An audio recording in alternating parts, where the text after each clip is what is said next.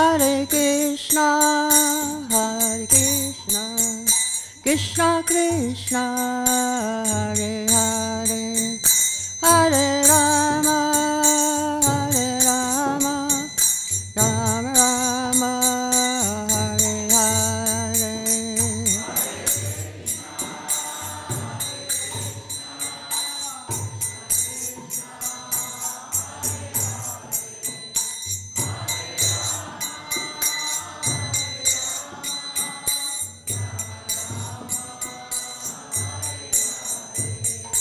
Jaya Prabhupada, Jaya Prabhupada, Jaya Prabhupada, Jaya Prabhupada.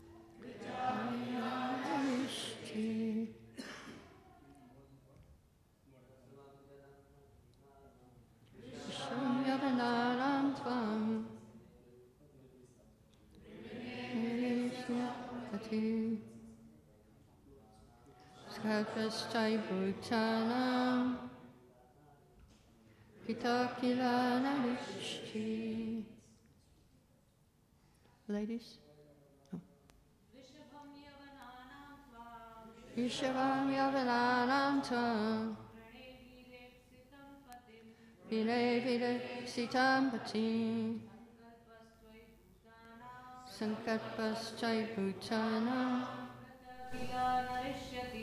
Akilarishti Vishavam Yavananam Tam Shaham Patim Dastai Bhutanam Itakilarishti Shabam Yavananam Tvam Vine Fide Sitam Patim Skapastai Bhutanam Kritakila Narishti Rishabam the best Yavananam of the untouchables Tvam you Rine I accept Vira O great hero Ipsitam desired Patim husband Sankalpa determination Tvai unto you Bhutanam of all living entities Krita if done Kila certainly Na never Rishti becomes baffled. Translation by Srila Prabhupada. Approaching the king of the Yavanas, Kalakanya addressed him as a great hero, saying, "My dear sir, you are the best of the untouchables. I am in love with you, and I want you as my husband. I know that no one is baffled if he makes friends with you." Purport. The words Yavananam Rishabam refer to the king of the Yavanas. The Sanskrit word Yavana and Mlecha apply to those who do not follow the Vedic principles. According to the Vedic principles, one should rise early in the morning, take bath, chant Hare Krishna, offer Mangalarti to the deities, study Vedic literature, take prasad, and engage in dressing and decorating the deities. One must also collect money for the temple expenditures, or if one is a householder, he must go to work in accordance with the prescribed duties of a Brahmana, Kshatriya, Vaishya, or Shudra. In this way, one should live a life of spiritual understanding, and this is the Vedic way of civilization. One who does not follow all these rules and regulations is called a Yavana or Mlecha. One should not mistakenly think that these words refer to certain classes of men in other countries. There is no question of limitation according to nationalism. Whether one lives in India or outside of India, he is called a Yavana or Mlecha if he does not follow the Vedic principles. One who does not actually follow the hygienic principles prescribed in the Vedic rules and regulations will be subjected to many contagious diseases. Because the students in this Krishna conscious movement are advised to follow the Vedic principles, they naturally become hygienic. If a person is Krishna conscious, he can work like a young man, even if he is 75 or 80 years old. Thus, the daughter of Kala, time, cannot overcome a Vaishnava. Srila Krishnadas Kaviraj Goswami engaged in writing Chaitanya Charitamrita when he was very old. Yet, he presented the most wonderful literature about activities of Lord Chaitanya. Sri Rupa Goswami and Sanatana Goswami began their spiritual lives at a very old age, that is, after they retired from their occupations and family lives. Yet, they presented many valuable literatures for the advancement of spiritual life. This is confirmed by Srila Srinivas Acharya, who praised the Goswamis in this way. Nana Shastra Vacharanaika Nipana Sadharma Sanstapaka Lokanam Hitakarino Tribhuvane Roshanya Kara Radha Krishna Padara Vinda Bhajana Nande Namatalika Vande Rupa Sanatana Raghuyaga Shri Jiva Gopalaga. I offer my respectful obeisances unto the 6 Goswamis, namely Srila Sanatana Goswami, Sri Rupa Goswami, Sri Raghunath Bhatta Goswami, Sri Raghunath Das Goswami, Sri Jiva Goswami, and Sri Gopala Bhatta Goswami, who are very expert in scrutinizingly studying all the revealed scriptures with the aim of establishing eternal religious principles for the benefit of all human beings. Thus, they are honored all over the 3 worlds, and they are worth taking shelter of because they are absorbed in the mood of the gopis and are engaged in transcendental loving service of Radha and Krishna. Thus, Jara, the effect of old age, does not harass a devotee. This is because a devotee follows the instructions and determination of Narada Muni. All devotees are in the cyclic succession stemming from Narada Muni. Because they worship the deity according to Narada Muni's direction, namely Narada Pancharatra or Pancharachika Vidhi, a devotee follows the principles of Pancharachika Vidhi as well as Bhagavata Vidhi. Bhagavata Vidhi includes preaching work, Shravanam Kirtanam Vishnu, hearing and chanting glories of Lord Vishnu, Supreme Personality of Godhead. The Pancharachika Vidhi includes Archanam, Vandanam, Dasyam, Sakyam, Atma, Nivedanam. Because a devotee rigidly follows the instructions of Narada Muni, he has no fear of old age, disease, or death. Apparently, a devotee may grow old, but he is not subjected to the symptoms of defeat experienced by a common man in old age. Consequently, old age does not make a devotee fearful of death, as a common man is fearful of death. When Jara or old age takes shelter of a devotee, Kalakanya diminishes the devotee's fear. A devotee knows that after death he is going back home, back to Godhead, therefore he has no fear of death. That thus, instead of depressing a devotee, advanced age helps him become fearless and thus happy. Mukam karati vachalam bhangam langate girim yakipantamam vande shri gurum tinatarnam. Om agyana timarandasya gyananjara shalakaya Chakshurmiritam yena tasmai shri gurave namaha. Was Haribol. So, it's a very long purport, and there's 3 topics in this purport. One topic is about the Vedic principles, how to follow the Vedic principles, Varnashram. Another topic is about how Jara cannot affect a devotee, old age cannot affect a devotee. And at the end, it's also about how we should follow Pancharachika Vidhi and Bhagavat Vidhi together. So first we'll talk a little bit about how old age does not affect a devotee.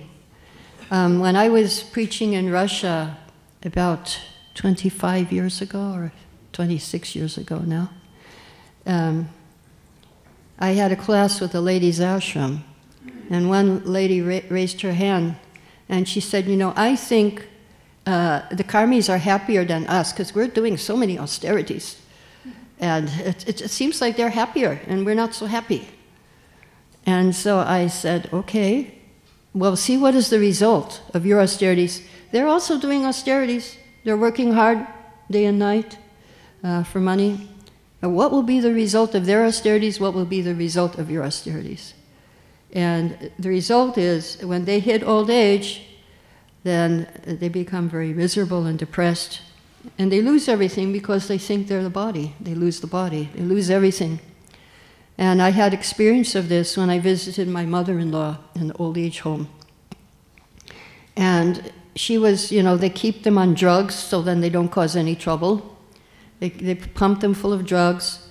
And they're wearing diapers just like babies. And they're feeding them. They don't want to eat, but they're forcing them to eat. And they're combing their hair roughly. And I showed her a picture. We showed her some pictures of the family and asked her which one is her favorite. And she pointed to herself at her home, you know, out of that nursing home. And what do they do for recreation? They were sitting in a circle in their wheelchairs and hitting balloons to each other. So they're kind of preparing for their next life. They're already in diapers, and they're half conscious. They're not really conscious, but that's not where we want to be when we leave this body. It's very, very unhappy. So I'm going to read a little bit about from the purport here in paragraph 2. If a person is Krishna conscious, he can work like a young man, even if he is 75 or 80 years old. So when you hear this statement, who do you think of? Srila Prabhupada. He was 75, 80 years old, but we couldn't keep up with him. One time, I went on a morning walk with Srila Prabhupada, and I was like 25, he was like 75. And I couldn't keep up with him. He was walking so fast, and I was trying to figure out, how does he walk so fast? How does he do it? And I was always trying to figure out Prabhupada with my intelligence, but it just didn't work. I couldn't figure him out. He was way beyond my understanding. And then I realized, no, the only way you can figure him out is by devotion, by devotional service. So one time Prabhupada was on a plane. This is a story told by Shuddhakirti. He was on a plane going a short distance from New York, and his disciples were with him all in the same row. And all of them were falling asleep, bobbing down, and Prabhupada was saying, just see, they're all in Maya. Even all the non-devotees are awake, but they are sleeping. Shuddhakirti didn't want to say, well, you know, Prabhupada, they don't get much sleep at night.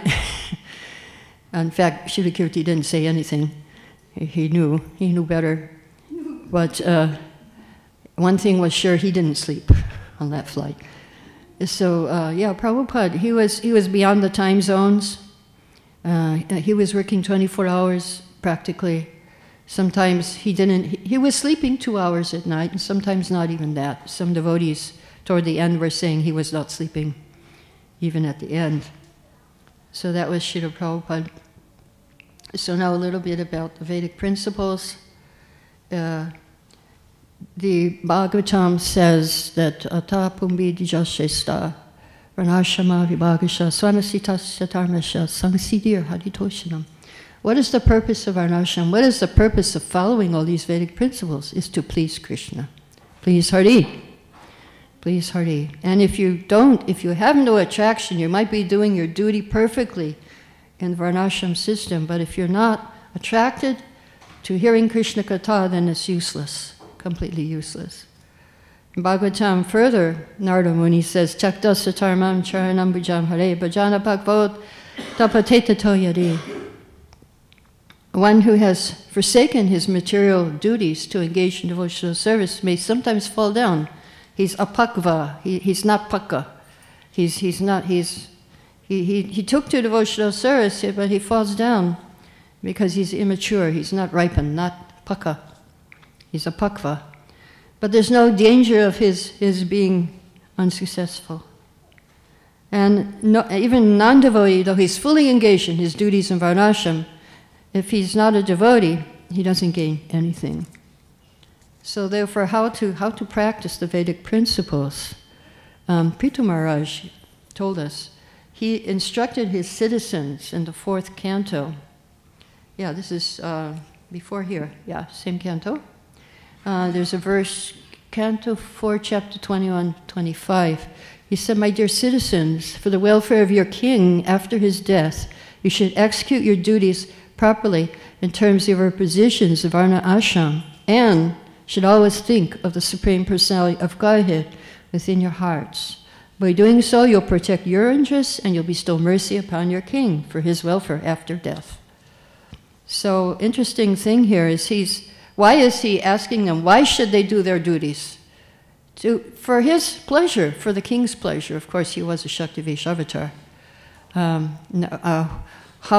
Who one of us will do our duties for the pleasure of the prime minister here? How many of people love the prime minister or love the president in America? Or, where is that? That's, but in the Varnashram system, they loved the king. And they would do their Varnashram just to please him, just so that he wouldn't suffer, because the king gets 1/6 of the karma of the people, so that they wouldn't suffer. He wouldn't suffer. He said, please do your duties. And duties doesn't mean just mechanical, okay, I'm this, I'm that, I'm Kshatriya. But also think of the Supreme Personality of Godhead. Meditate on Krishna. Try to please Krishna with your duties. So this is the duty of the king, to teach the people how to be Krishna conscious. Now, the Varnashram system, the Brahmanas, they would give the vision. They're the eyes, the head, the mouth.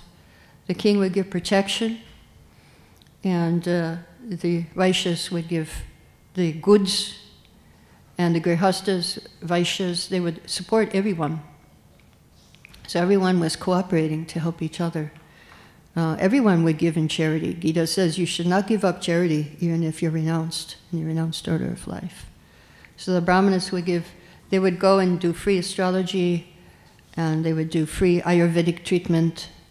They would go door to door and help people like that. The Kshatriyas would give land, and they would give, when they would perform sacrifices, they would distribute charity.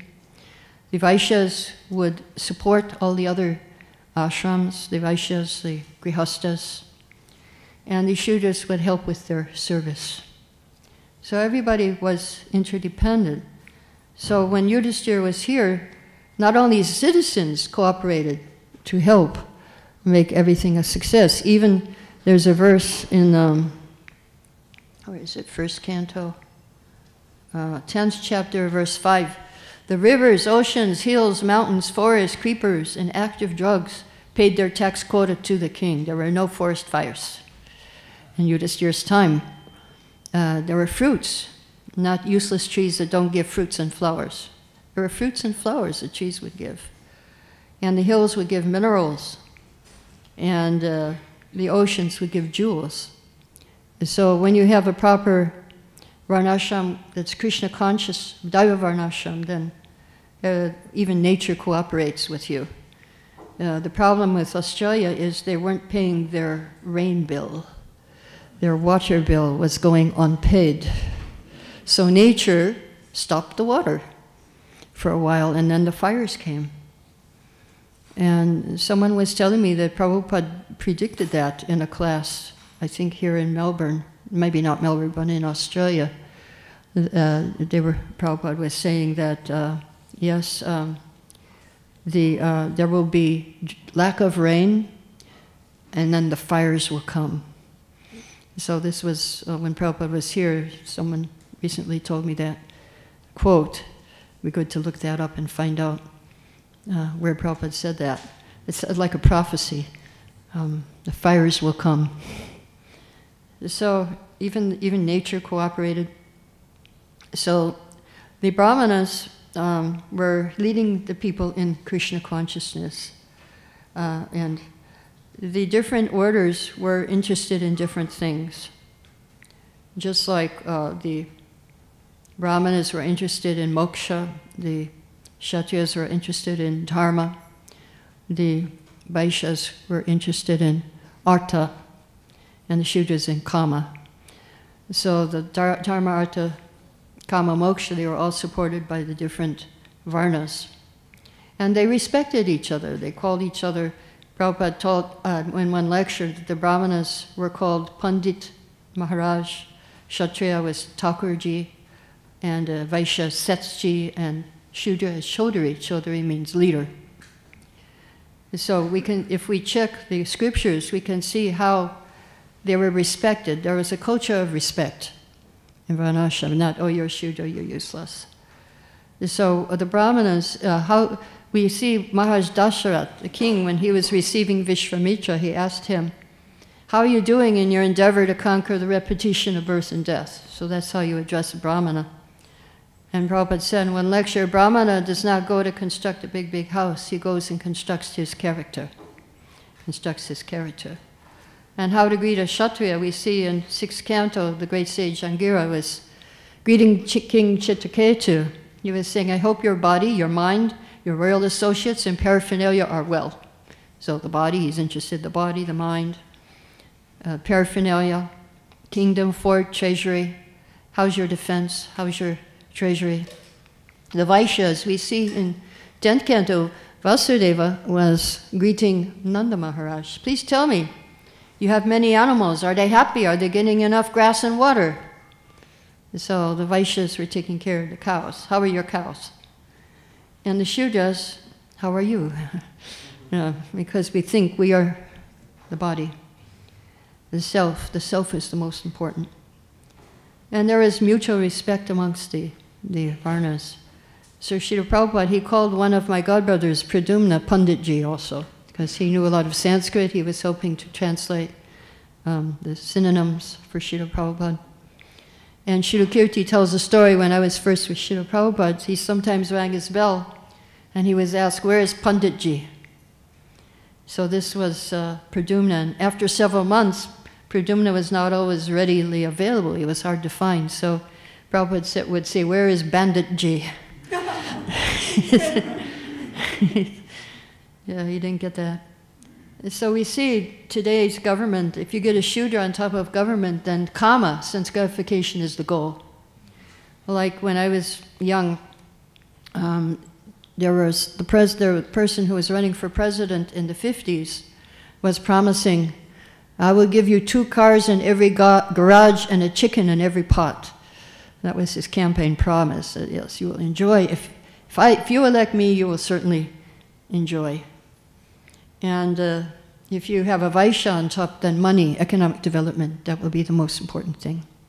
If you get a Kshatriya on top of the government, then justice, dharma, that will be most important, righteousness.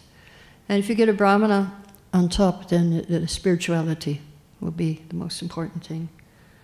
So, Daiva Varnashram means that there's a connection with Krishna. And Asuric Varnashram means no connection with Krishna. They do the topmost is the Brahmana, and it's by birth, it's by caste, and nobody can advance beyond that. So the Daiva Varnashram, the highest person is the devotee, pure devotee. So when we first came to India, some of the caste Brahmanas were favorable to us, and they said, oh, you're doing puja so nicely. Next life you'll be born as a Brahmana. And you can progress. And we told Prabhupada, and Prabhupada said, you tell them, you're doing puja so nicely. Next life you'll be born in ISKCON. And you will progress. So that was the early days in India. Maybe even now, I don't know. But when I was living in Goa, I used to drive a moped, and the one who serviced my moped had a Brahmin thread, and they were calling him Panditji. But he was covered with oil from head to foot. So, I don't know Panditji, what kind of Panditji he was. At least he knew about the motorcycles. Yeah, not exactly what we know as Panditji. So Lord Brahma created 4 ashrams. Also, we have the 4 pillars of religion. That's also the basis of Varnashram, the 4 pillars of religion. 4 varnas, 4 ashrams. 4 ashrams, according to Lord Brahma, in the 3rd canto, Lord Brahma created the 4 ashrams to uphold the 4 legs of religion. And this is 3rd canto, 12th chapter, verse 41. Education, charity, penance, and truth are the 4 legs of religion correspond to brahmacharya, grihastha, vanaprastha, and sannyas. Brahmacharya life is meant for education, grihastha for sense gratification with a charitable disposition or mercy, daya, charity, and vanaprastha for tapasya, austerity, and sannyas for preaching, truthfulness. So this is from Bhagavatam, the 4 orders. So how do you know where you belong? Even in the Vedic times, there were people who were not born in the proper Varnashram, but they were accepted as Brahmins. And the story Prabhupada gives is from Jabala Upanishad, Satyakama, Jabala. He was a prostitute's son. He went to Gautama Muni and said, kindly make me your disciple. So Gautama Muni said, who's your father? And the boy said, I do not know. He said, okay, ask your mother. He went and asked his mother. She said, I do not know. Who's your father? And he went back and told Gautama Muni, my mother says she does not know who is my father. So Gautama said, you're a Brahmin, because you tell the truth. Nobody would say that truth. They would want to hide it. But because you're a Brahmin, you have told the truth. So I accept you as my disciple. We had one godbrother in Juhu, Bombay. And he got a BTG when he was in jail. And he saw the picture of Prabhupada. And Prabhupada had a beautiful watch on, and he said, I must steal that watch. So he is very determined. He came out of jail. He met the devotees. He went to the temple. He joined. He said, I must meet your guru. I must meet your guru. So then he met Prabhupada somehow. But as soon as he met Prabhupada, he lost all his material desires, and he just wanted to surrender and become a disciple of Srila Prabhupada. And Prabhupada accepted him. And Prabhupada said, you want this watch? No, that's okay. And then Prabhupada decided to send him to the West to preach. And that was the dream in the 70s of many Indian people to go to the West. So he was applying to go to the West, but it took him a long time. And Prabhupada said, what's wrong? Why are you not going? He said, you know, the problem is my passport. I can't get a passport. They're asking me my father's name, and I don't know who's my father. Prabhupada said, show me that passport. And under father's name, he wrote, A.C. Bhaktivedanta Swami. Fortunate soul. He went to the West. He's very successful. He's doing shooting movies in India. And he was also in a Bollywood film. And so this is Prabhupada. He is very merciful. So one time Prabhupada was having a conversation in Paris with a professor. Prabhupada said, we are creating brahmanas in the Western countries. Professor said, don't you think that's against the Dharma Shastras?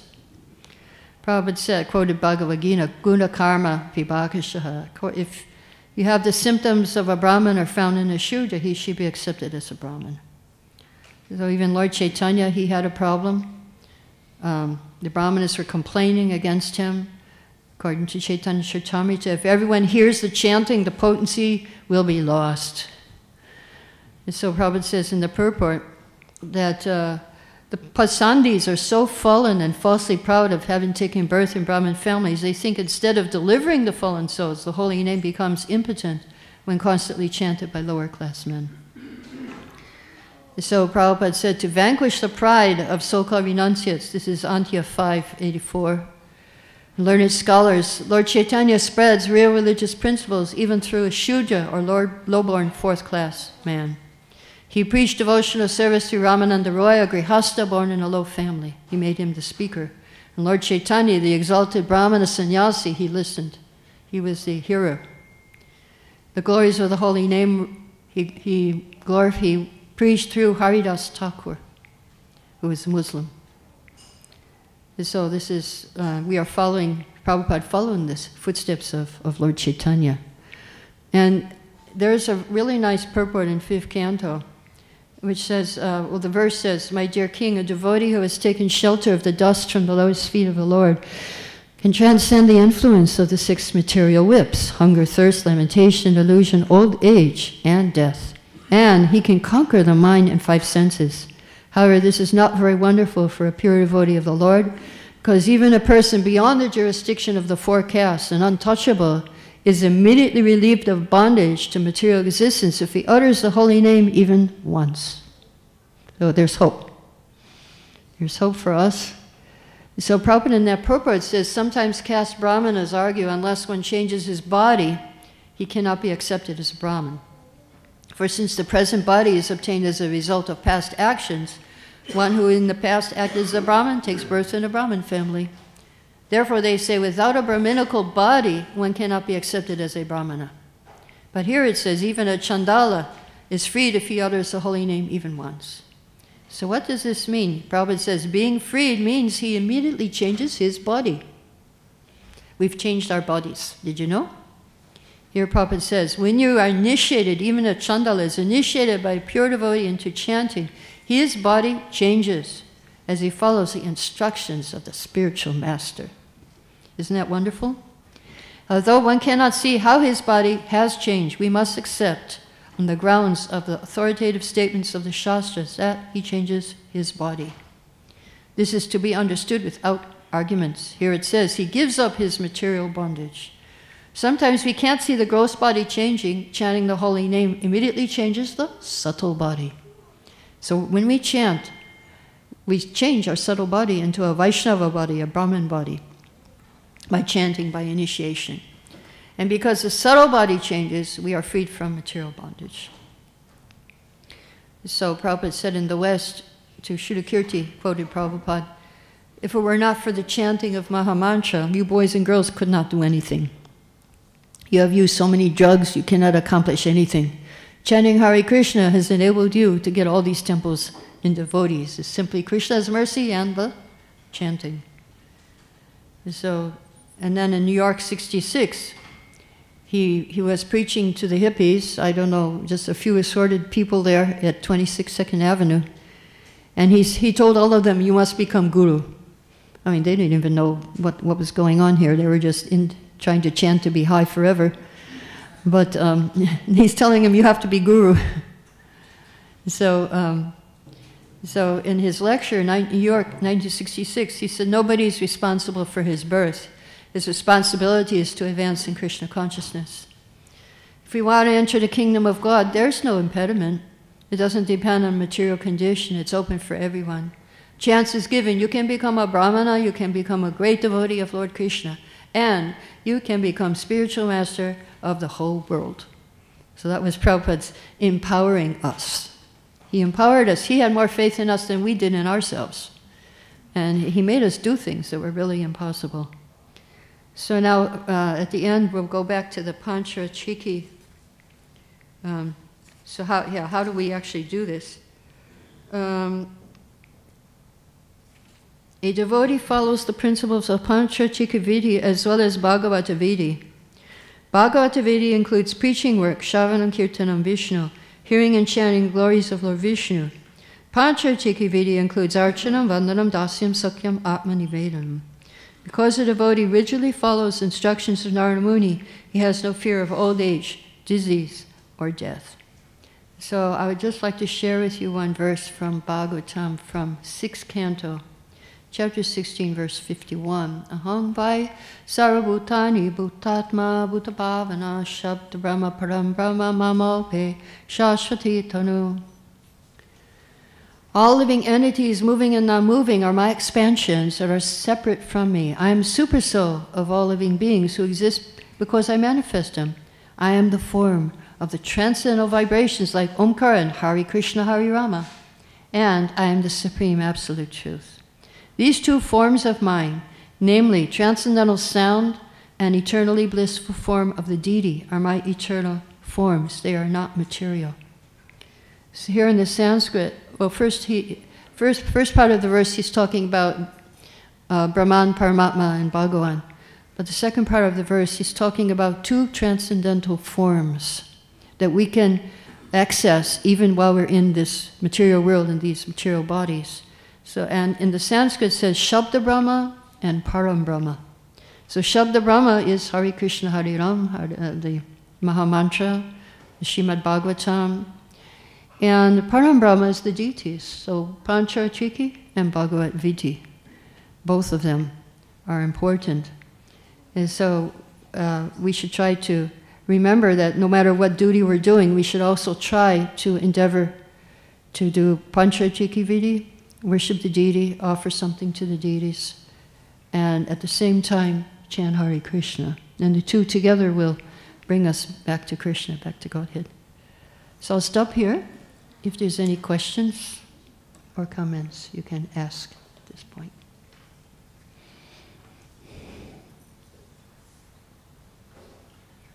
Yes? If we skip ahead to chapter 29. Chapter 29.